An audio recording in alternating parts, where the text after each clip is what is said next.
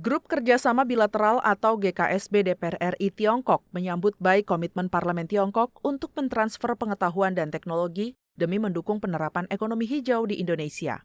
Hal ini mengemuka dalam bilateral meeting antara GKSB DPR RI, Putri Aneta Komarudin dan Daniel Johan dengan perwakilan Parlemen Tiongkok, Shen Ju, dan Xi Junzang.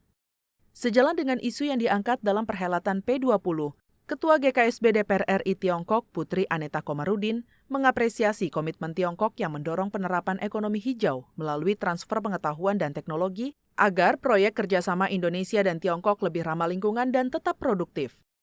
Yang diberikan kepada kita selama masa pandemi ini dan bagaimana mereka telah berkomitmen untuk mentransfer pengetahuan dan juga ilmu di bidang teknologi supaya kerjasama ekonomi dan perdagangan antara Indonesia dan Tiongkok ini bisa lebih produktif dan menguntungkan kedua belah pihak.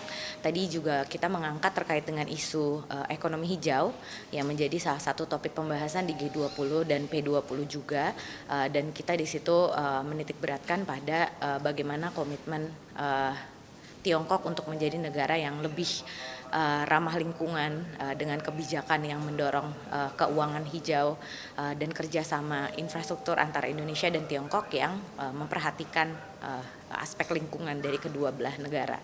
Kehadiran Parlemen Tiongkok di Parlemen P20 di Senayan, Jakarta juga diapresiasi. Bilateral meeting ini menjadi langkah penting sebagai upaya membangun komunikasi yang lebih intensif antara Parlemen Indonesia dan Tiongkok, khususnya dalam kerjasama penerapan ekonomi hijau. Ken dan Kiki, TVR Parlemen, melaporkan.